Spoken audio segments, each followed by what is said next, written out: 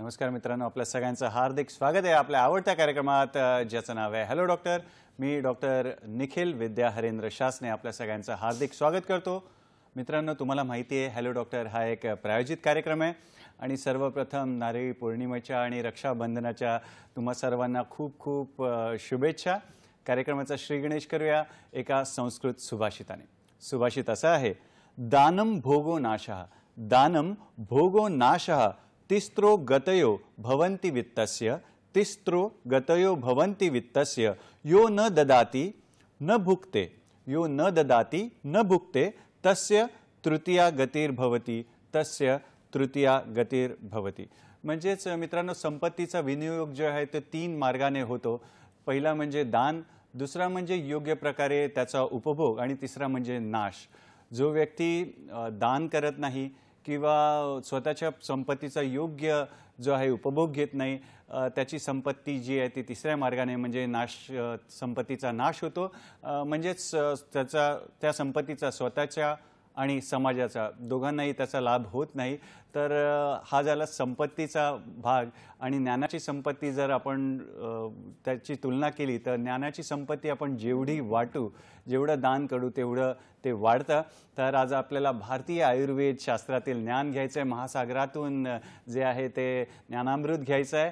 तर एका नवीन विषयावर आपण चर्चा करणार आहोत। पाहूया आजचा आपला विषय काय आहे। आजचा आपला विषय आहे मणके विकारांवर मात आयुर्वेदाने। मणके विकारांवर मात आयुर्वेदाने।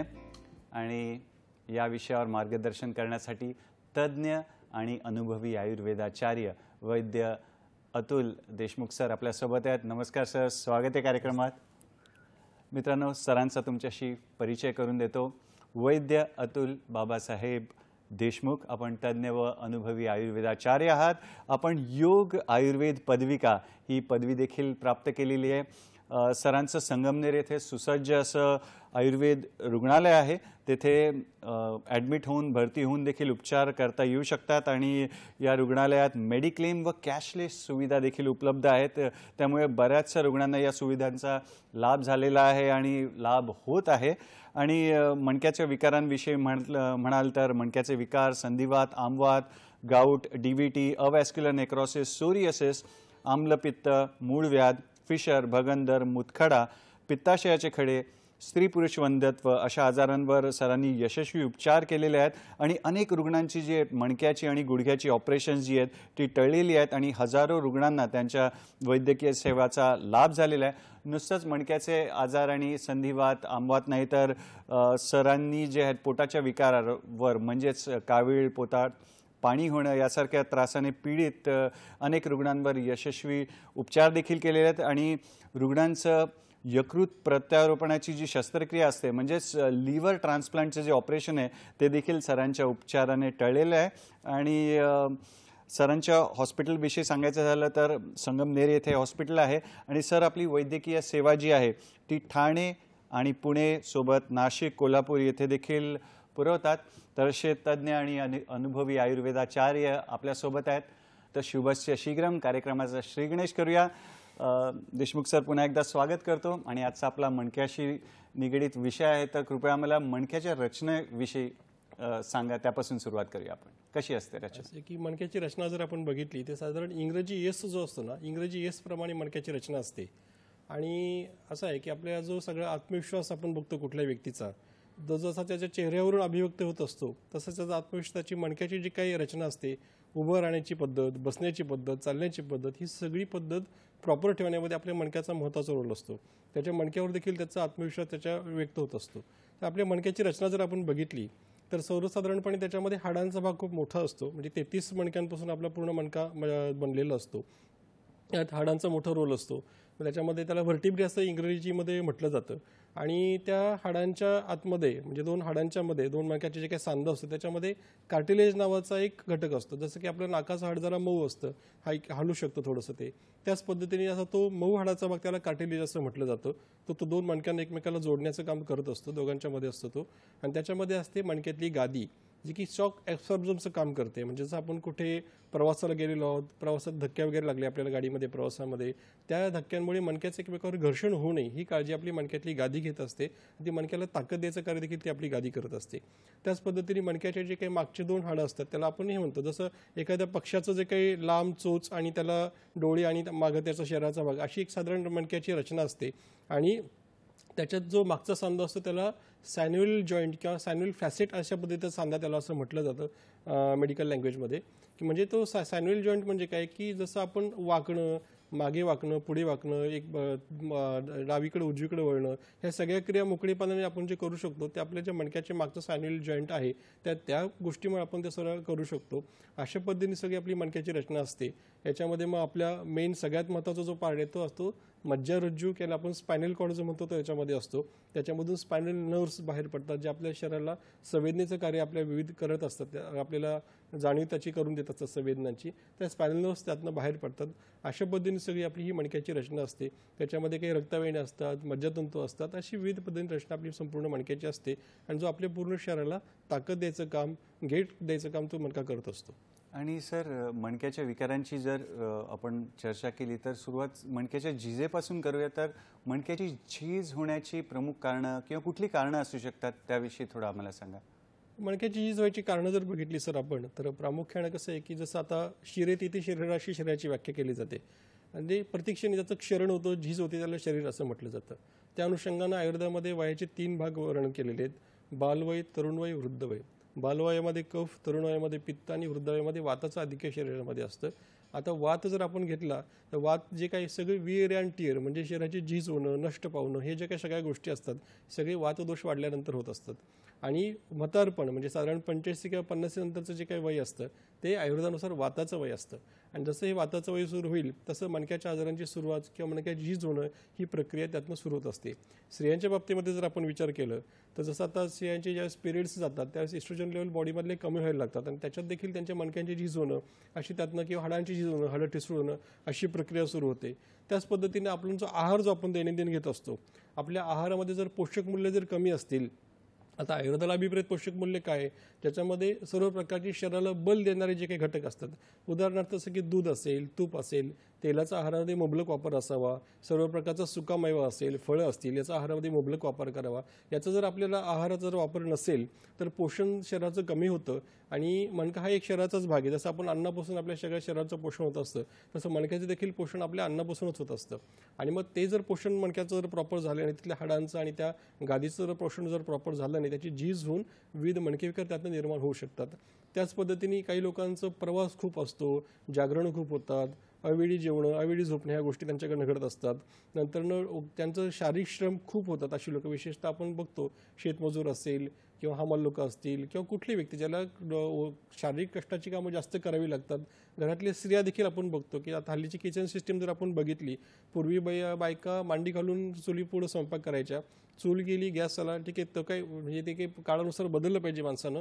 परंतु जे काही आपली जी काही बैठक असते, म्हणजे पूर्वीची जी भारतीय स्त्रीची बैठक होती स्वयंपाक करताना मांडी घालून बसणं, याच्यामुळे तिला पूर्ण त्यातनं एक गुडघ्यांना पायाला सपोर्ट त्यातनं शरीराचा मिळायचा आणि त्यातनं तिची विविध समजा कमरेच्या मणक्याच्या आजार त्यातनं टाळू शकत होती, ती गुडघ्याच्या आजार त्यातनं टाळू शकत होती. पण आला स्टँडिंग किचनमुळे काय होतं की पूर्ण शरीराचा भार आपल्या कमरेच्या मणक्यावर येतो, गुडघ्यांवर येतो आणि पूर्ण पायांवर येतो.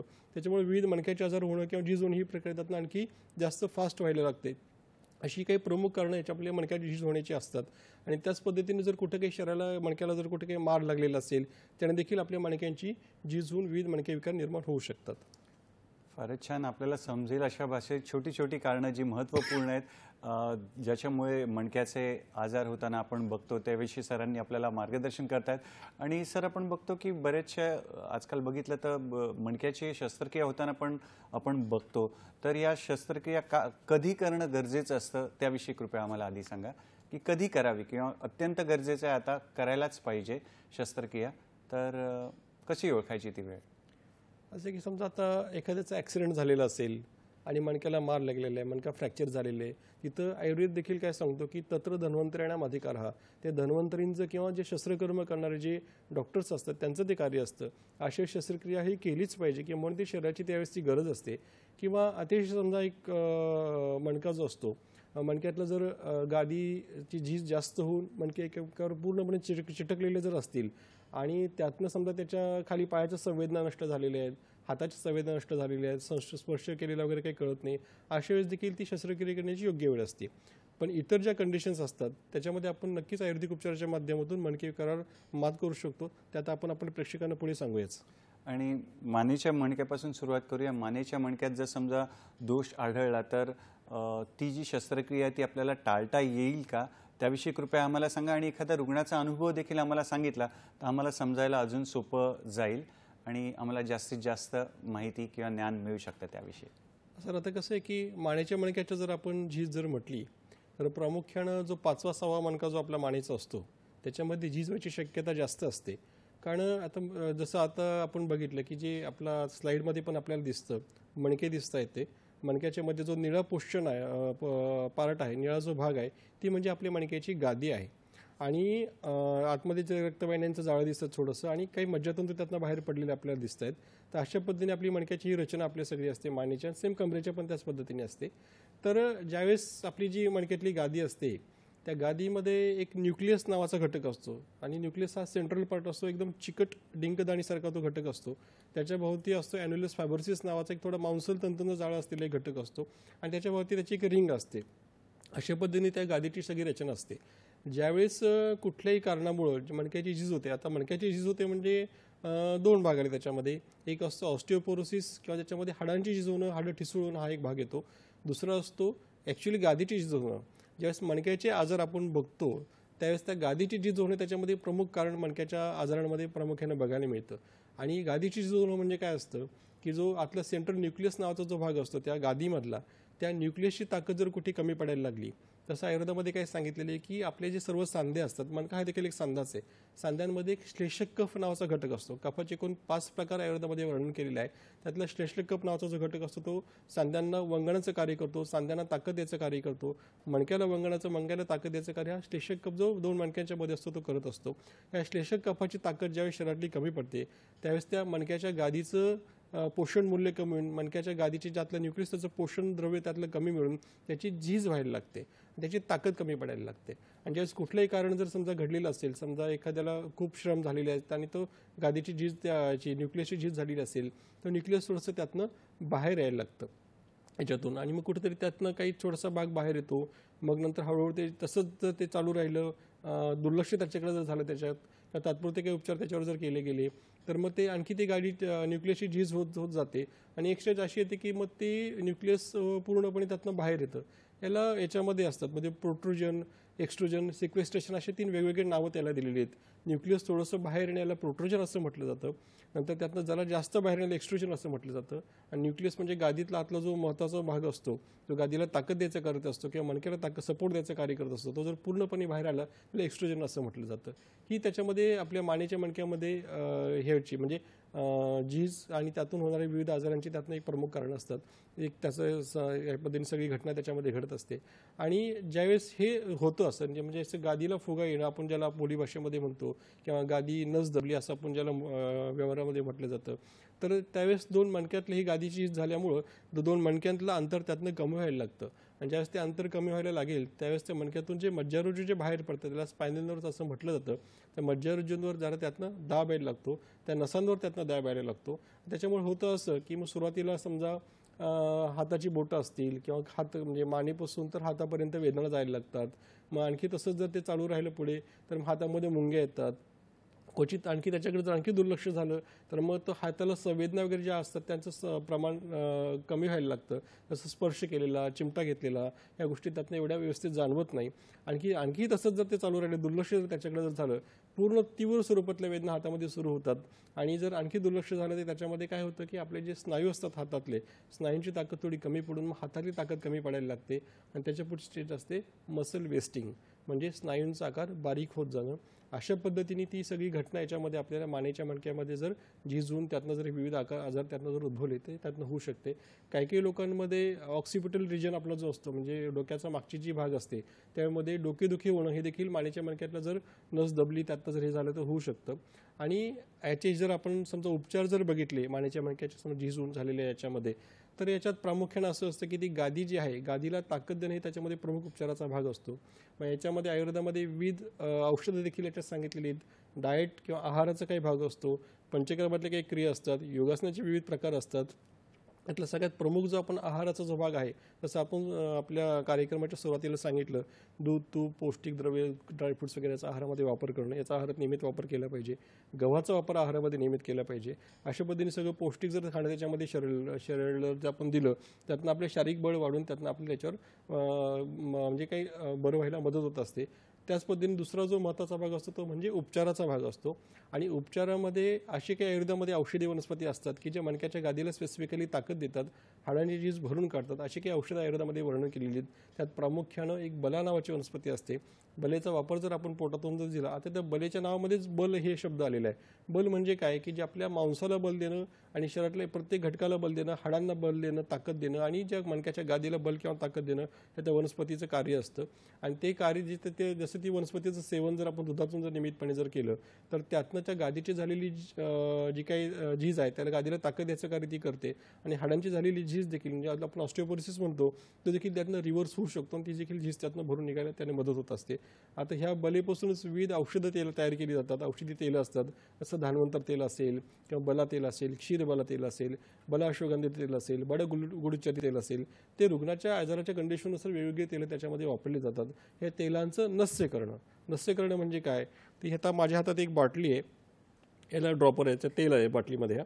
तर याच्यामध्ये एक औषधं समजा हे तेल भरून घेतलं जातं आणि हे तेल नाकामध्ये सोडणं, नासा ही शीर्षोधारम असं आयुर्वेदामध्ये एक सूत्र आहे. म्हणजे नाकात जर आपण औषध सोडलं तर ते मानेपासून वरती जेवढे काही शरीरातली रचना आहे त्या सगळ्यांना पोषण द्यायचं कार्य ते करत असतं.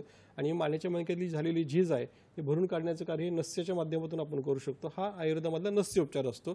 याचे सुंदर परिणाम आपल्याला मानेच्या मणक्याची झालेली झीज असेल ती भरून निघण्यामध्ये आणि त्याला ताकद देण्यामध्ये होत असतात. हा नस्याचा उपचार त्याच्यामध्ये करावा.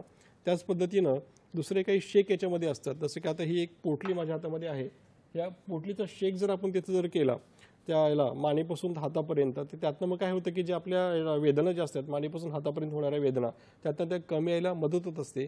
आणि इतर औषधं देखील त्याच्यामध्ये बरीच असतात. जसं की आता योगराज गुगुळ नावाचं औषध असेल, त्याच पद्धतीने लाक्षादी गुगुळ नावाचं औषध असेल. लाक्षादी गुगुळ हे औषध काय तर हाडांची झालेली झीज भरून काढायला मदत करतं.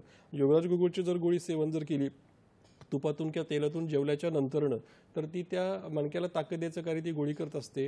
नंतरनं दीपन पाचन कार्य ती गोळी करते. म्हणजे समजा भूक मंदावलेली असेल, पचनात काही दोष असतील, ती घालवण्याचं कार्य देखील योगराज गुगुळची गोळी करत असते. अशा पद्धतीने औषध याच्यामध्ये वापरावीत आणि जे काही गोष्टी त्या मणक्याला बल देणाऱ्या, ताकद देणाऱ्या त्या सगळ्या त्याच्यामध्ये कराव्या, जेणेकरून त्यातला त्रास कमी बरं व्हायला मदत होत असते. त्याच पद्धतीने एक मन्याबस्ती नावाचा उपचार देखील आयुर्वेदामध्ये केला जातो. मन्याबस्ती म्हणजे काय, ही एक छोटीशी तबकडी फायबरची, तर ती मानेभोवती अशी इथं ठेवली जाते आणि मग याच्याभोवती एक उडदाच्या पिठाचं पाळं करून त्याच्यामध्ये औषधी सिद्ध तेल भरून ठेवलं जातं. ह्या पद्धतीने जर ते सगळं त्याच्यात जर ठेवलं तर ते तेल आतमध्ये जिरतं मणक्यामध्ये.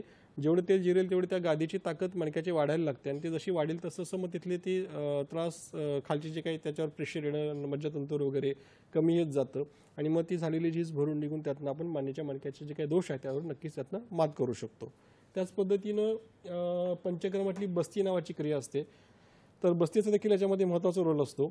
आता हे आपल्याला स्लाईडमध्ये दिसेल की ही स्लाईडमध्ये दिसेल की बस्ती करणं म्हणजे काय करणं, की औषधानं सिद्ध केलेलं तेल असेल, तूप असेल, दूध असेल, काढा असेल, हे शौचाच्या वाटे शरीरामध्ये सोडणं. आपल्या शरीरामध्ये एकूण 9 प्रकारची द्वारं किंवा दारं शरीरात वर्णन केली आहेत आयुर्वेदामध्ये.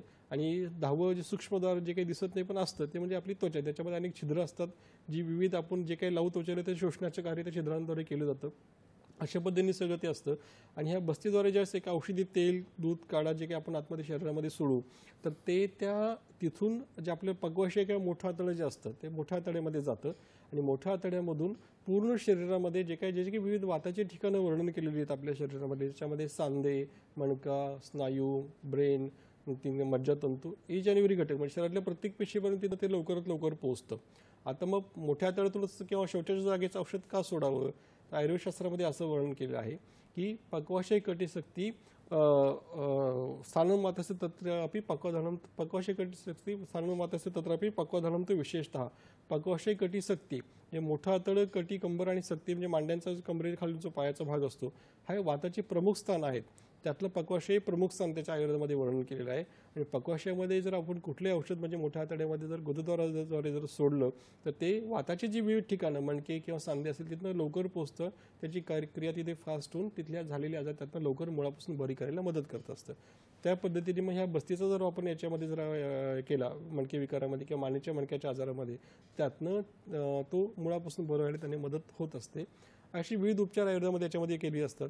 आता एक मला केस आपल्या प्रेक्षकांना सांगूशी वाटते की माझ्याकडे एक नेवासा भागातलं पेशंट आलेलं आणि त्यांना मानेच्या मणक्यातलं जरा स्पेस म्हणजे 5व्या-6व्या मणक्यातलं त्यांची जे काही गादीची झीज होऊन तिला फुगा आला होता गादीला आणि त्यातनं मग त्यांच्या हाताला कंटिन्युअस मुंग्या येणं, हातामध्ये तीव्र वेदना होणं, खांदा दुखणं, खांदा वरती करायला जरा पण त्यांना त्रास होत होता बऱ्यापैकी आणि त्यांना ऑपरेटिव्ह सांगितलेलं होतं.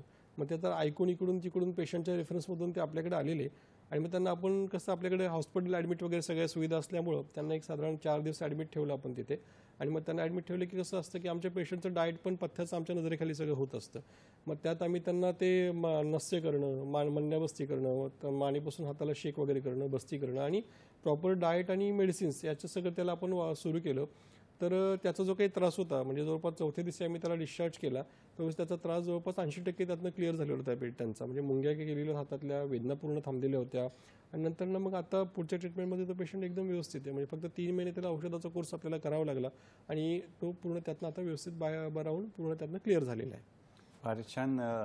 वैद्य अतुल देशमुख सर आपल्याला रुग्णांचे अनुभव पण सांगतायत, आयुर्वेदाचे सिद्धांत पण सांगतायत आणि सोबत आयुर्वेदिक वनस्पती, औषधी वनस्पती आपल्याला दाखवायला आणलेले आहेत, उपकरणं, साहित्य आणलेत.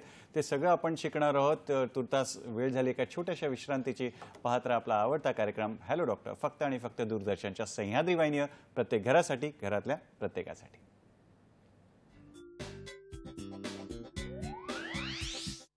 मणके विकारांवर मात आयुर्वेदाने. श्री विश्वगंध आयुर्वेद हॉस्पिटल, शाखा ठाणे, नाशिक, पुणे. मुख्य शाखा श्री विश्वगंध आयुर्वेद हॉस्पिटल, संगमनेर, जिल्हा अहिल्यानगर, अहमदनगर. संपर्क 98 22 28 30 79, तसेच 84 46 35 43 62, तसेच 99 60 84 19 68 आणि 95 11 73 98 59.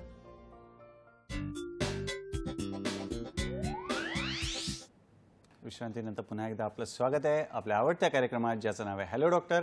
आणि आज आपली चर्चा सुरू आहे मणक्याच्या विकारांवर आणि मणक्याच्या विकारांवर कशी मात करायची आयुर्वेदाच्या साहाय्याने, ते आपण समजून घेतोय वैद्य अतुल देशमुख सरांकडून. तज्ज्ञ आणि अनुभवी असे आयुर्वेदाचार्य आहेत. सर, विश्रांतीच्या पूर्वी तुम्ही आम्हाला मानेच्या मणक्यांविषयी सांगितलं, त्याची ऑपरेशन कसं टाळता येईल, रुग्णांचा अनुभव सांगितलात.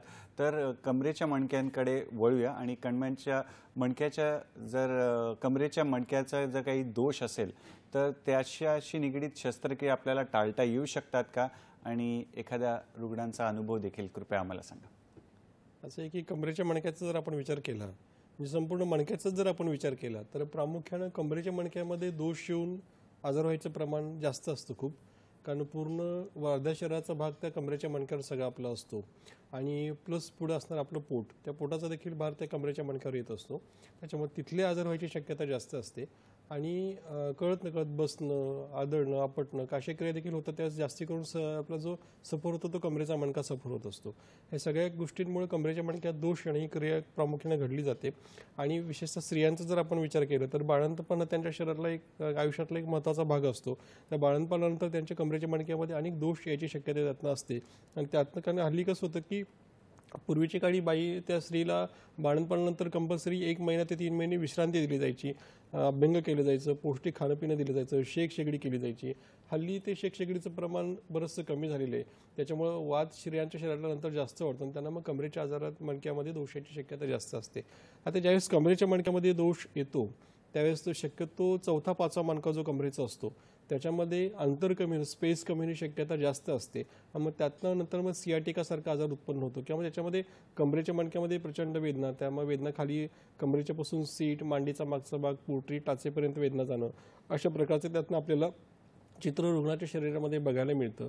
तर हा प्रामुख्यानं कमरेचा 4था-5व्या मणक्यातला स्पेस अंतर कमी झाल्यामुळे होणारा आजार असतो. आणि त्याच पद्धतीनं 3रा-4था मणका जो कमरेचा असतो त्याची देखील अशी स्पेस कमी झाल्यामुळे हा आजार होऊ शकतो. अशा पद्धतीने सगळं ही याची घटना असते. आता ह्या ज्यावेळेस कमरेच्या मणक्यातलं अंतर कमी होतं 2 मणक्यांमधलं, तर त्याच्यामध्ये प्रामुख्यानं कमरेमध्ये तीव्र वेदना व्हायला लागतात. स्नायूंमध्ये आचक भरणं, लचक भरणं ही प्रक्रिया साधारण कॉमनली बऱ्याच वेळेस घडते आणि त्याच पद्धतीने गुडघे देखील त्यातनं निर्माण होऊ शकते. मांडी, पोटरी, टाच ही दुखायला लागतात. रुग्णाला जरा चाललं, श्रम झाले की वेदना वाढतात. आराम केला, विश्रांती घेतली की बरं वाटतं. हे आपल्याला त्याच्यामध्ये कमरेच्या मणक्यात जर काही दोष बिघाड निर्माण झालेला असेल तर प्रामुख्याने बघायला मिळतं. नंतर त्याच्यात काय होतं की समजा पायाची ताकद पडी थोडी वेदना पायात होतात, पायाची ताकद कमी पडते, पायाला मुंग्या येतात किंवा जास्तच जर तो त्रास जास्त वाढलेला असेल किंवा त्या मणक्यातल्या गादीचं जास्त झीज होऊन अंतर जास्त कमी झालेलं असेल तर त्यातनं आपल्या पायांना स्पर्श केलेला न कळणं, चिमटा घेतलेला न करणं, चटका बसलेला न करणं, अशी देखील पुढे गोष्टी होऊ शकतात. काही रुग्णांमध्ये विशिष्ट फक्त समजा पायाची 5 बोटं असतात, 1-2 बोटांना व्यवस्थित संवेदना नसतात, बाकीचे 3 बोटांना असतात, 1-2 बोट 3-4 बोटांना नसतात, बाकी 1-2 बोटांना असतात. असे देखील चित्र वेगवेगळ्या रुग्णांमध्ये कुठल्या प्रकारची नस दबलेली त्याच्यानुसार डिपेंडंटली त्या पद्धतीने चित्र आम्हाला प्रॅक्टिसमध्ये बघायला मिळतं. आता हा जो ज्यावेळेस त्या मणक्यामध्ये दोष येतो त्यावेळेस त्याच्यामध्ये एक रक्तमोक्षण उपचार खूप सुंदर पद्धतीने परिणाम देतो. रक्तमोक्षण म्हणजे काय की ही जळू आहे, तर ह्या जळू ज्या आहेत तर समजा ज्या ठिकाणी जिथं मणक्याला सूज आलेली असेल किंवा गादीला फुगा आलेला असेल, एक प्रकारचा तो आघातजन्य वातरक्तच असं त्याचं आयुर्वेदातलं निदान केलं जातं. आणि मग त्याच ठिकाणी जर आपण या जळवांचा वापर जर आपण केला, जळू त्या ठिकाणी जर आपण लावली, तर जळू आतलं अशुद्ध रक्त त्यातलं पिऊन तिथली वेदना आणि सूज त्यातनं कमी होऊन तत्काळ रुग्णाला आराम मिळतो. या पद्धतीने आपल्याला जवळचा परिणाम याच्यामध्ये सुंदर पद्धतीने चांगले मिळतात. त्याच प्रकारे जसं आपण पूर्वी बघितले की पोटली शेक म्हणजे हा जी पोटली आहे, पोटलीचा शेक जर आपण कमरेपासून खाली पायाला जर केला तर त्यातनं पायातली कळ येणं, वेदना होणं या देखील त्यातनं क्रिया कमी यायला, त्रास कमी यायला त्यांनी मदत होत असते. या पद्धतीने पोटलीचा देखील सुंदर परिणाम याच्यामध्ये मिळतात.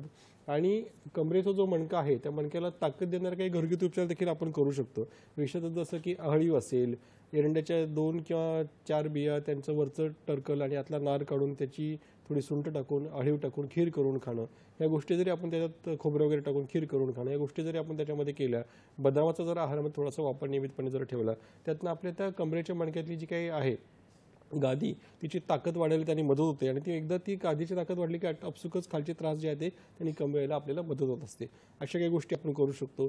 औषधं देखील याच्यामध्ये वेगवेगळी असतात, जसं की रासनादी काढा, रासना सप्तक काढा, महारसनादी काढा, एरंड मोलादी कषाय, अशी दशमुळादी कषाय, अशी विविध औषधं याच्यामध्ये असतात. त्याचा वापर आपण रुग्णाच्या प्रकृतीनुसार, आजाराच्या घटनेनुसार आपण त्याच्यामध्ये वैद्याला करावं लागतं. त्या पद्धतीचा वापर जर त्या औषधांचा जर याच्यामध्ये जर केला, योगराज गुगुळची गोळी असेल, महायोगराज गुगुळची गोळी असेल, स्त्रियांमध्ये जर पाळीच्या काही तक्रारी किंवा गर्भपिशवीशी संबंधित कुठला आजार आणि त्यातून जर त्यांना मणकेविकार उत्पन्न झालेला असेल, त्याच्यामध्ये चंद्रप्रभा वटी नावाची गोळी चांगल्या पद्धतीने परिणाम देते. अर्थात ही सगळी औषधं जी आहेत ती वैद्याच्या सल्ल्याने करावी, जेणेकरून योग्य औषध आपल्याला आजारानुसार दिलं जाईल. आणि ह्या पद्धतीने औषधांचा वापर जर आपण त्याच्यामध्ये केला, महावाती विध्वंस नावाची गोळी असते, त्याच्यामध्ये पायाची वेदना कमी यायला मदत होते चांगल्या पद्धतीने. अशा औषधांचा वापर जर आपण याच्यामध्ये जर केला तर त्यातनं आपण त्या त्रासावर मात करायला मदत आपल्याला होत असते. त्याच पद्धतीने पंचकर्मातले ज्या क्रिया असतात, जसं की आता आपण मन्याबस्ती अगोदर बघितला, सेम कमरेभोवती पण एक उपचार केला जातो. ही आहे कटिबस्ती. म्हणजे याचं हे करून जातं, म्हणजे कमरेभोवती हे ठेवलं जातं असं एक तबकडी, त्याच्याभोवती उडदाच्या पिठाचं सगळीकडनं आळं करून ही जी आहे ही त्याच्यावर उडदाच्या पिठाचं आळं करून ठेवलं जातं. आणि मग त्याच्यामध्ये औषधी तेल भरून ठेवलं जातं. ज्यावेळेस तेल आपण भरून ठेवतो त्यावेळेस ते तेल सगळं त्या कमरेच्या मणक्यामध्ये जिरतं. जसं तेल जिरेल तसं त्या मणक्यातल्या गादीतली ताकद वाढून त्यातनं आपण जे काही तिथले आजार आहेत त्यातनं आपल्याला मात करायला त्याने बरे व्हायला मदत होत असते. तर त्याच पद्धतीने जसं आपण पंचकर्मातला अगोदर बस्ती जो बघितला, विविध औषधी सिद्ध तेलांचे बस्ती, ह्याच्यात खूप आणि प्रचंड सुंदर परिणाम या बस्तींच्या याच्यामध्ये मिळत असतात. तर औषधी सिद्ध तेलांचे बस्ती याच्यामध्ये चांगल्या पद्धतीने परिणाम देतात. त्याच पद्धतीने कषाय बस्ती किंवा या आस्थापन बस्ती हा देखील महत्त्वाचा याच्यामध्ये रोल प्ले करतो. आयुर्वेदामध्ये सर एक युक्तरथ बस्ती नावाचा एक बस्तीचा प्रकार वर्णन केलेला आहे. जसं की समजा आता हल्ली बघतो आपण प्रवास खूप असतो, ह्या गोष्टींमुळं जे वेअर टेअर जे शरीराचं होतं ते भरून काढण्यासाठी पूर्वीच्या काळी देखील राजे लोक किंवा बरीच लोक घोड्यावरनं प्रवास, रथातनं प्रवास असं करायचे. आणि मग त्यांच्या युद्ध वगैरे व्हायची, मग त्याच्यात त्यांचे जे काही शरीराचे मणक्या हाडांची झीज होणं, मणक्याला मार लागणं, ह्या ज्या काही गोष्टी घडायच्या, तर त्यातनं त्या बस्तीतून युक्तरथ बस्ती नावाचा प्रकार त्यावेळेस त्यांना केला जायचा. युक्तरथ बस्तीतून त्यांना त्यातनं ते बाहेर पडायचे किंवा ते त्यांचे त्रास लवकर बरे व्हायचे. सेम असं की युक्तरथ बस्ती नावाचा प्रकार आपल्या आयुर्वेदामध्ये याच्यामध्ये बस्तीमध्ये वर्णन केलेला आहे. त्याचा वापर जर आपण याच्यामध्ये केला, विशेषतः कमरेच्या मणक्याच्या आजारांमध्ये, तर त्यातनं त्या रचनेला गादीला ताकद मिळणं, मणक्याची झालेली झीज भरून काढणं हे त्यातनं सहज आपल्याला शक्य होतं आणि त्यातनं आपण कमरेच्या मणक्यावर निश्चितच जे काही आजार तिथनं उत्पन्न झालेले गादीची झीज झाल्यामुळे किंवा विविध गोष्टींमुळे त्यातनं आपण व्यवस्थित पद्धतीने पूर्णपणे मात करू शकतो. ह्या पद्धतीने उपचार याच्यामध्ये जर केले तर कमरेच्या मणक्याचे जे काही आजार आहेत त्यातनं आपण मात करू शकतो. नक्कीच डॉक्टर साहेब, या वळणावर आपल्याला फोन आलेला आहे.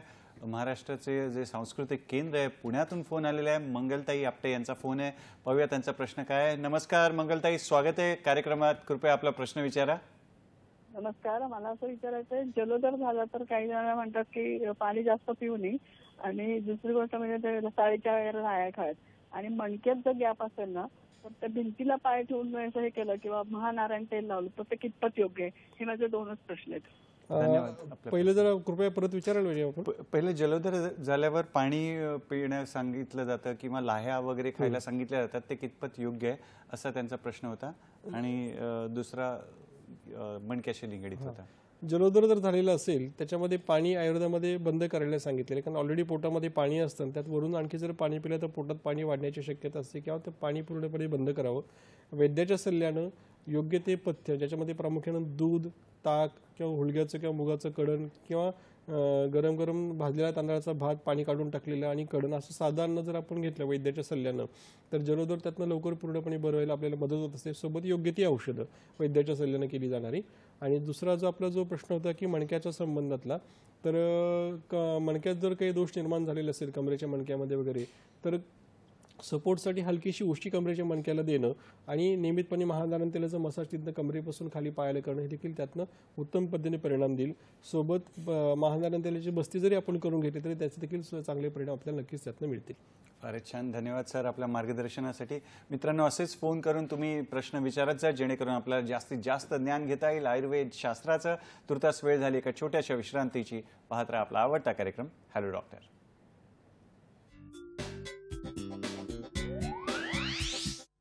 मणके विकारांवर मात आयुर्वेदाने. श्री विश्वगंध आयुर्वेद हॉस्पिटल, शाखा ठाणे, नाशिक, पुणे. मुख्य शाखा श्री विश्वगंध आयुर्वेद हॉस्पिटल, संगमनेर, जिल्हा अहिल्यानगर, अहमदनगर. संपर्क 98 22 28 30 79, तसेच 84 46 35 43 62, तसेच 99 60 84 19 68 आणि 95 11 73 98 59.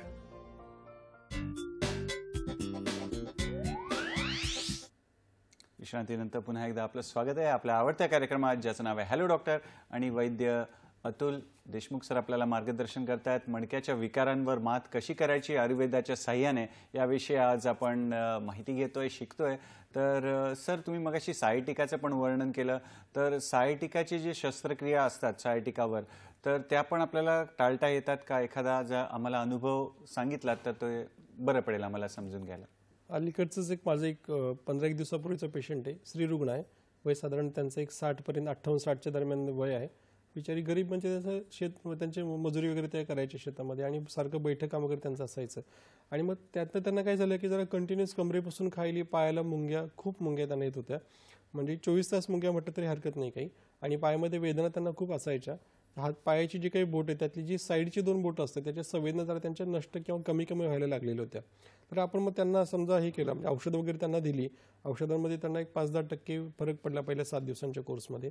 आणि त्याच पद्धतीने आम्ही काय करतो, आपल्या याच्या आयुर्वेदामध्ये काय असतं की इन्स्टंट पेन मॅनेजमेंट एक जो आहे त्याच्यामध्ये वेदना तात्काळ कमी करण्यासाठी 2 उपचार आम्ही वैद्यमंडळी करत असतो. त्यातला हा एक उपचार असतो तो म्हणजे विद्यकर्म. विद्यकर्म म्हणजे एक साधा 26 नंबरची छोटीशी सुई आहे. विशिष्ट पॉईंटला जर ती सुविधा आपण टोचली तर त्यातनं तिथल्या वेदना ज्या आहे मणक्याच्या आजारामुळे होणाऱ्या विविध वेदना असतात त्यांना त्या कमी यायला मदत होत असते. त्याच पद्धतीने दुसरा जो उपचार असतो तो म्हणजे अग्निकर्म उपचार याच्यामध्ये असतो. तर ही एक तार आहे धातूची. या तारेचं जर गरम करून त्या विशिष्ट ठिकाणी चटका जर आपण दिला, जसं आपण विद्यकर्मामध्ये करतो तसं, त्याने देखील तिथल्या वेदना आणि कमी यायला चांगल्या पद्धतीने मदत होत असते. आणि जो तिसरा उपचार त्याच्यामध्ये वेदना शांतीसाठी असतो तो म्हणजे रक्तमोषण किंवा जळावं लावणं. हे जे काही जळू आपण अगोदर दाखवले, हा जळूंचा जर आपण विशिष्ट ठिकाणी जर आपण केला पॉईंटनुसार, त्याने देखील तिथल्या वेदना कमी यायला चांगल्या पद्धतीने मदत होत असते. हे ते सर्व ट्रीटमेंट त्यांना आपण केलं आणि त्याच्यानंतर त्यांना पंचकर्मातलं बस्ती नावाची क्रिया सुरू केली. पोटली शेक आणि बस्ती म्हणजे कमरेपासून खाली पोटलीचा शेक करणं, वाफ देणं आणि बस्ती करणं. तर त्याच्यातून त्यांचा जो काही त्रास होता ना सर, जवळपास 8 दिवसांचा बस्तीचा कोर्स आपण केला. त्याच्यामध्ये एक 50% त्रास त्यांचा जो काही आहे सगळं मुंग्या येणं आणि वेदना होणं कमी झाला आणि पुढच्या 8 दिवसांच्या कोर्समध्ये जवळपास 80-90% त्रास क्लिअर होऊन ते आज व्यवस्थित आहे. म्हणजे त्यांना आता हे नाही, त्रास जो आहे त्यांचा बराचसा कमी झाला आहे आणि पुढच्या उपचारामध्ये ते पूर्ण क्लिअर पण होतील व्यवस्थित. म्हणजे त्यांना आता कॉन्फिडन्स आलं की आता मी ऑपरेशन माझं टळू शकतो आणि मला त्रास नाही आणि मी पूर्ण बरी होऊ शकते, असं कॉन्फिडन्स त्याच्यामध्ये निर्माण झालेला आहे. अर्थात बस्ती जे भाग जो आता आपण आतापर्यंत सर्व सांगितला, बस्तीमध्ये अनेक प्रकारचे बस्ती, अनेक प्रकारचे औषधी बस्ती आयुर्वेदामध्ये वर्णन केलेले आहेत. कुठला बस्ती घ्यावा हे वैद्याची बुद्धी असते. वैद्याच्या बुद्धीनुसार सल्ल्यानुसार योग्य तो बस्ती आपण घ्यावा, जेणेकरून आपल्याला त्याचा उत्तम असे आणि योग्य ते परिणाम, चांगले परिणाम त्यातून मिळतील. सर, आणि समजा मणक्याला बाक असेल किंवा एखादा मणका वाकडा असेल आणि शस्त्रक्रिया सांगितली असेल, तर अशा परिस्थितीमध्ये शस्त्रक्रिया टाळता येऊ शकते का? आणि एखाद्या रुग्णाचा अनुभव आम्हाला कृपया सांगा. आता मणक्याला जे बाक येणं, त्याला याच्यामध्ये कायफोसिस, स्कोलिओसिस, लॉर्डोसिस अशी विविध नाव दिली जातात. म्हणजे त्याच्यापर्यंत त्याचं वर्णन सगळं याच्यामध्ये आपल्याकडे केलेलं आहे. आणि कायफोसिस म्हणजे काय की एक समजा आपल्याला पाठीला बाक येणं, कुबड येणं ज्याला आपण, त्याला पण कायफोसिस म्हटलं जातं. स्कोलिओसिस हा प्रकार जास्त प्रामुख्याने आपल्याला बघायला मिळतो. त्याच्यामध्ये आयुर्वेदामध्ये याला संधी वक्रता असं याचं वर्णन केलेलं आहे. आणि कुब्जतो म्हणजे कायफोसिस हा त्याचं वर्णन केलं आहे. संधी वक्रतामध्ये स्कोलिओसिस बसतो. सांध्यांना बाक येणं, त्याच्यामध्ये आपण त्या पद्धतीचं सगळं एक घटना शरीरामध्ये घडत असते. विशेषतः लंबर स्कोलिओसिस व्हायचे चान्सेस जास्त असतात. कमरेचा जो आपला मणका असतो तो एक तर डावीकडे टिल्ट होणं, डावीकडे सरकण्याचे चान्सेस जास्त असतात आणि उजवीकडे पण तो सरकू शकतो. तर ह्या पद्धतीने सगळं त्याच्यामध्ये घडत असतं. आणि हा जो काही स्कोलिओसिस होतो त्यावेळेस तो झाला की काय होतं की मग सियाटिकासारखा आजार त्यातनं उत्पन्न होतो. म्हणजे कमरेपासून जी नस बाहेर पडते तिच्यावर कंटिन्युअस चालल्यामुळे, चालताना बसताना दाब येऊन त्यातनं कमरेपासून खाली पायापर्यंत वेदना त्यातनं जात असतात. तर ह्या पद्धतीचा ज्यावेळेस त्रास शरीरात घटना घडलेली असेल त्या कंडिशन्समध्ये जो आपण कटिबस्तीचा उपचार जर अगोदर जो बघितला, कटिबस्ती करणं, शौचावाटी बस्ती देणं आणि पोटातनं योग्य ती औषधं घेणं, ह्या पद्धतीने जर केलं आणि दीप यंत्र किंवा पोटाला तांब्या लावणं, अशा पद्धतीने उपचार जर आपण त्याच्यामध्ये जर केले तर त्यातनं आपल्याला ह्या स्कोलिओसिसवर आपण मात करू शकतो. माझ्याकडे एक असेच एक 65 वर्ष वयाची एक स्त्री रुग्ण आली होती. त्यांना स्कोलिओसिस सुरू झाला होता. म्हणजे कमरेच्या मणक्याला त्यांना बाक यायला लागला होता. त्यांना आम्ही सेम त्या पद्धतीने कटिबस्ती आणि बस्ती उपचार त्यांना सुरू केले. तर जो काही त्यांचा बाक आलेला होता जवळपास तो एक 70-75% तो व्यवस्थित नॉर्मल परत ते मणके सरळ झाले आणि मग पुढच्या उपचारांमध्ये त्यांना त्रास त्यांचे कमी झाले सगळे बरेचसे. सर, आपण आजकाल बघतो की सर्वसाधारण लोक मेडिक्लेम घेत आहेत किंवा कॅशलेस सुविधा ज्या रुग्णालयामध्ये आहेत त्यांना प्राधान्य देत आहेत. तर आपल्या रुग्णालयामध्ये अशा काही सुविधा आहेत का? तर कृपया त्याविषयी देखील सांगा, जेणेकरून या सुविधांचा लाभ रुग्णांना घेता येईल. त्या सर, नक्कीच छान प्रश्न आपण विचारला आहे की हल्ली बघतो आपण की मेडिक्लेम आणि कॅशलेस ही तसं ती काळाची गरज झालेली आहे. आणि केव्हा कधी काय होईल काही सांगते, त्याच्यामुळे मेडिक्लेम कॅशलेस करून मेडिक्लेम फॅसिलिटीज असणं हे खरंच गरजेचं पडतं. तर आपल्याकडं देखील आपल्या हॉस्पिटलमध्ये कॅशलेस आणि मेडिक्लेम दोन्ही सुविधा आपल्याकडे उपलब्ध आहेत. त्याचा अनेक रुग्णांना देखील चांगल्या पद्धतीने लाभ झालेला आहे. विशेषतः मणक्याचा जर आपण विचार जर केला तर बरेचसे मणक्याचे पेशंट्स आपल्याकडे आतापर्यंत क्लिअर होऊन गेलेले आहेत. त्याच्यामध्ये समजा मानेच्या मणक्यातले त्यांचा काही आजार असेल, कमरेच्या मणक्यातले त्यांना आजार असेल, अशा पद्धतीच्या रुग्णांना आणि त्यांच्या रिपोर्टमध्ये समजा आजार दिसतो की मला एखादा स्कॅन असेल, MRI असेल, त्याच्यामध्ये जर विशिष्ट आजार सिद्ध होत असेल की त्याला असा असा आजार आहे आणि तसं लक्षणं देखील पेशंटला त्या आजाराचे आपल्याला त्याबद्दल जर आपल्याला बघायला मिळत असतील, ह्या सगळ्या गोष्टी ज्या आहेत त्या मेडिक्लेममध्ये कव्हर केल्या जातात. अनेक रुग्ण ज्यांचे समजा आता आमच्याकडे लिव्हरचे बरेचसे पेशंट क्लिअर होऊन गेले आहेत, लिव्हरचे आजार होते किंवा ज्यांना अल्सरेटिव्ह कोलायटिससारखा आजार होता, असे विविध आजार, किडनीचे आजार ज्यांना आहेत अशा रुग्णांमध्ये देखील किंवा संधिवातासारखा ज्यांना आजार आहे असे रुग्ण जे आहेत अशा लोकांमध्ये देखील आपल्याला ज्यांनी ॲडमिट होऊन आपल्याकडे मेडिक्लेम फॅसिलिटीमधून त्यांना त्याचा फायदा झालेला आहे उपचार घेऊन. अनेक रुग्ण ज्यांच्यामध्ये समजा त्यांना विविध समजा हार्ट डिसीजसारखे कुठले हृदयाचे वगैरे आजार असतील, वॉलचे प्रॉब्लेम असतील, अशा रुग्णांमध्ये देखील आपल्याकडे त्या मेडिक्लेम फॅसिलिटीचा त्यांना फायदा होऊन म्हणजे आजारासाठी फायदा झालेलाच आहे, पण मेडिक्लेमचा देखील त्यांना त्याचा चांगल्या पद्धतीने फायदा झालेला आहे. संधिवातामध्ये लिगामेंट टियर असलेले अनेक पेशंट्स आहेत त्यांना देखील कॅशलेस आणि मेडिक्लेमचा म्हणजे उपचारामध्ये देखील फायदा झाला आहे. त्यांचा आजार बरा झालेला आहे त्यातनं आणि त्यांना त्या आपली सुविधा आपल्या हॉस्पिटलला जी आहे कॅशलेस आणि मेडिक्लेमची तो देखील त्यांना त्याचा फायदा होऊन त्याचा त्यांना एक बेनिफिट त्यातनं चांगल्या पद्धतीने मिळालेला आहे. तर मला असं वाटतं की मेडिक्लेम हा प्रत्येकाने व्यक्तीनं जरूर करावा. त्याच्यामध्ये केव्हा कुठे गरज पडेल त्याची काही सांगता येत नाही आपल्याला. आणि त्याचा आयुर्वेदिक समजा आता आपण जर बघितलं तर आपल्या हॉस्पिटलला ती सुविधा आहे काही कंपन्या आपल्याकडे कॅशलेसला आहेत, रिप्लेसमेंटला आयुष्य अंडर असणाऱ्या सर्व कंपन्या आपल्याकडे आहेत आणि त्या पद्धतीने त्यांना फायदा देखील अनेक रुग्णांना त्याचा होत आहे. डॉक्टर साहेब, या वळणावर आपल्याला वाशिमहून फोन आहे. रमेश दादा यांचा फोन आहे, पाहूया त्यांचा प्रश्न काय. नमस्कार रमेश दादा, स्वागत आहे कार्यक्रमात. नमस्कार. नमस्कार सर जी. नमस्ते. सलग प्रश्न विचारा. हा, टीव्हीचा आवाज कृपया बंद करा आणि सलग प्रश्न विचारा. हा सर जी. हा बोला ना. हा सलग प्रश्न विचारा दादा. हा हा हा हा सर जी.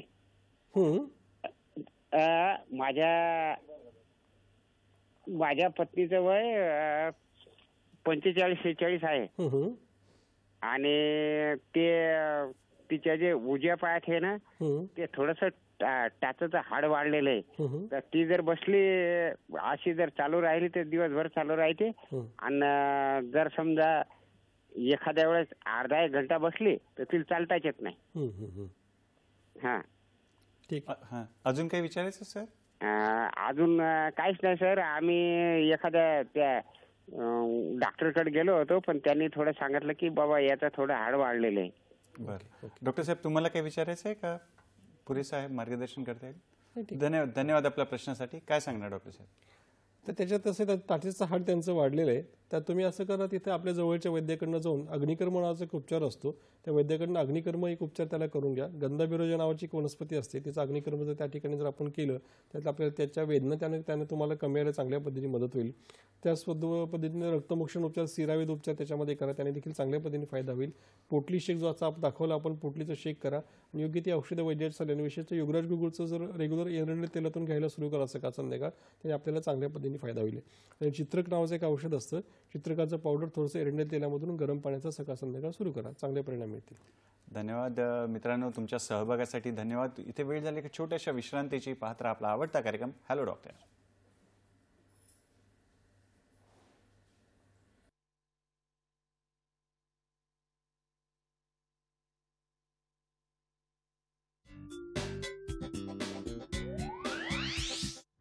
मणके विकारांवर मात आयुर्वेदाने.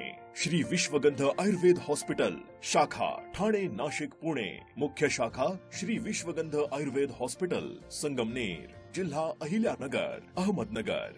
संपर्क 98 22 28 30 79, तसेच 84 46 35 43 62, तसेच 99 60 84 19 68 आणि 95 11 73 98 59.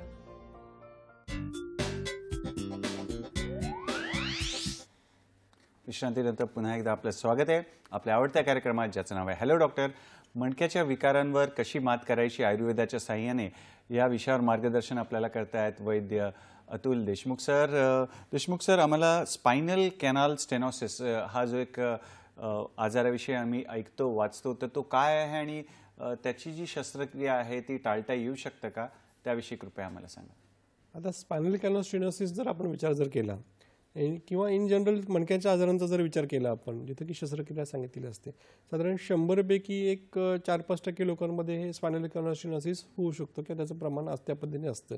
स्पायनल कॅनाल स्टेनोसिस म्हणजे काय, जो मणक्याच्या आतमध्ये जो मज्जारज्जू असतो, त्या स्पायनल कॉर्ड त्याला म्हटलं जातं, कुठल्या कारणानं तो थोडासा नॅरोईंग झाला, छोटा झाला, त्यातनं होतं असं की जरा तो रुग्ण चालला, थोडे मानेच्या मणक्यात असेल तर थोडंसं श्रम त्याने हाताचे जर त्याने केले तर लवकर हाताला कळ लागते, थकायला येतं की हात दुखतात लवकर आणि मी विश्रांती घेतली की बरं वाटतं. सेम जर त्या पायाच्या कमरेच्या मणक्यात जर तो स्पायनल कॅनाल स्टेनोसिस जर झालेला असेल, त्यातनं मग ते जरासं चाललं की पाय भरून येतात, दुखायला लागतात आणि मग विश्रांती घेतली की बरं वाटतं. त्याच्यामध्ये मग पायामध्ये मुंग्या येणं, संवेदना नष्ट होणं, बधीरपणा येणं अशी देखील लक्षणं त्यातनं होऊ शकतात. आणि जर त्याचं प्रमाण जास्तच वाढलं, त्यातनं मग लघवीची संवेदना जाणं किंवा शौचाला आलेली न कळणं अशी देखील तक्रारी त्यातनं उत्पन्न होऊ शकतात. आता जसं ते स्पायनल कॅनाल स्टेनोसिसमध्ये प्रामुख्याने कमरेच्या याच्यामध्ये व्हायचे चान्सेस जास्त असतात. त्याच्यामध्ये कटिबस्ती करणं हा त्याच्यात प्रमुख उपचार असतो. त्याच पद्धतीने शौचावाटीत बस्ती देणं, गुदबस्ती करणं हा देखील त्याच्यामध्ये दुसरा एक प्रमुख उपचार असतो. आणि काही लेप त्याच्यामध्ये लावले जातात. तर लेपांचा देखील याच्यामध्ये चांगला रोल ह्या स्पायनल कॅनाल स्टेनोसिसमध्ये किंवा मणक्याच्या गादीच्या आजारामध्ये देखील त्याच्यावर चांगला परिणाम लेपांचे मिळतात. तर त्याचा तिथं वापर केला तर त्याचा आपण त्यातलं मात करायला त्यांनी चांगल्या पद्धतीने मदत होते. औषधी सिद्ध स्नेह पोटातून घेणं, सिद्ध तेल किंवा सिद्ध स्नेह असतात असतात ते पोटातून जर आपण घेतले त्याने देखील आपण स्पायनल कॉर्ड स्टेनोसिसवर मात करायला मदत होते. आणि योग्य ती औषधं जसं की युवराज गुगुळ, महायुवराज गुगुळ अशी औषधं चंद्रप्रभावटी, वर्धमान मात्रेमध्ये अशा पद्धतीने जर आपण केलं तर स्पायनल कॉर्ड स्टेनोसिसवर आपण मात करू शकतो. त्याचे त्रास कमीत कमी रुग्णाची होऊन त्याला आराम देऊ शकतो. आणि सर, तुम्ही आम्हाला दाखवायला औषधी वनस्पती देखील आणली आहेत आणि नवीन नवीन उपकरणं आम्ही बघतोय, तर कृपया त्याविषयी पण माहिती द्या की आणि त्याचा उपयोग त्या साहित्याचा कसा करायचा त्याविषयी देखील आम्हाला संक्षिप्तमध्ये सांगितलं तरी चालेल. आता आपल्या अवतीभोवती असणाऱ्या एक 3 वनस्पती आपण बघूयात. बरं. एक म्हणजे हा एरंड आहे, आपल्या सर्वांना परिचित आहे एरंड.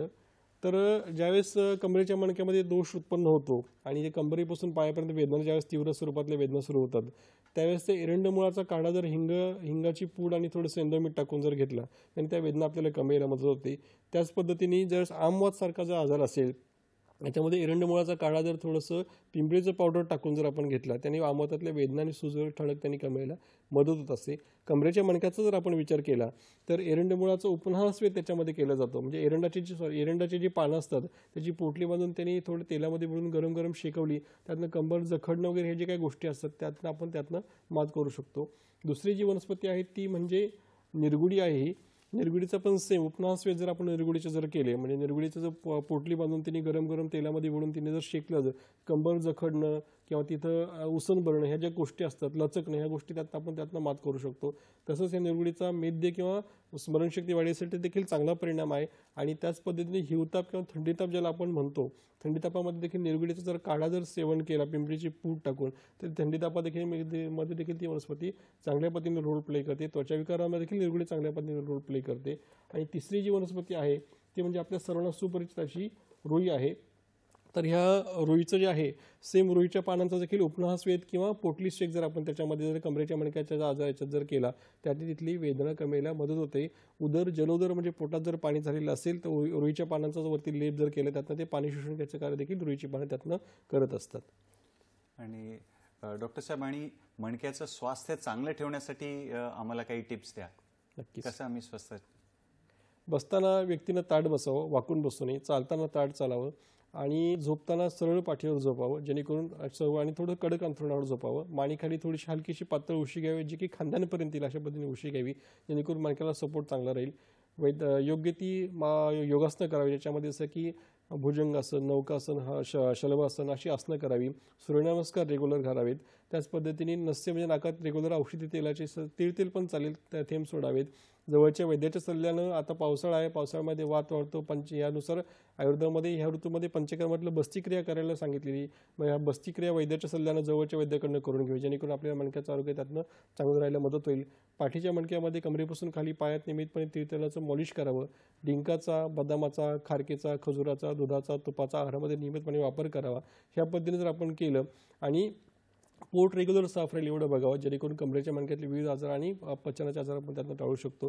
या पद्धतीने जर आपण काही काळजी जर घेतली नक्कीच आपण विविध मणक्याचे आजार त्यातनं टाळू शकतो आणि आपल्या मणक्याचं आरोग्य आणि ताकद त्याने चांगली मेंटेन करू शकतो. धन्यवाद सर. आपण आपल्या व्यस्त वेळापत्रकातून वेळ काढून इथे आलात आणि आजच्या महत्त्वपूर्ण विषयावर आम्हाला मार्गदर्शन केलं. त्यासाठी दूरदर्शनच्या सह्याद्री वाहिनीतर्फे, आमचा जो हॅलो डॉक्टरचा संघ आहे त्यांच्यातर्फे आणि आमच्या प्रेक्षक मित्रांतर्फे खूप खूप धन्यवाद आणि आभार. मित्रांनो, वेळेला मर्यादा आहे पण आमचं जे प्रेम आहे त्याला मर्यादा नाही. यासाठी एक नवीन विषय घेऊन आम्ही तुमच्या भेटीला येणारच आहोत आपल्या लाडक्या कार्यक्रमात ज्याचं नाव आहे हॅलो डॉक्टर. धन्यवाद. नमस्कार.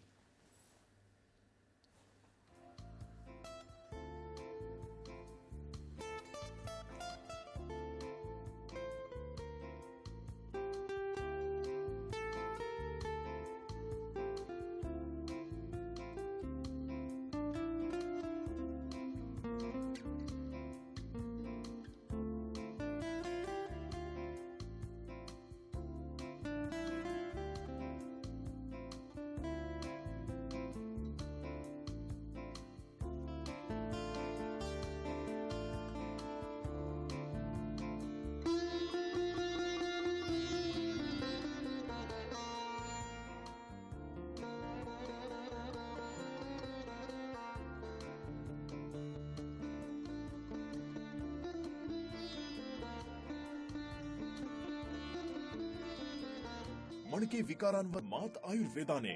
श्री विश्वगंध आयुर्वेद हॉस्पिटल, शाखा ठाणे, नाशिक, पुणे. मुख्य शाखा श्री विश्वगंध आयुर्वेद हॉस्पिटल, संगमनेर, जिल्हा अहिल्यानगर, अहमदनगर.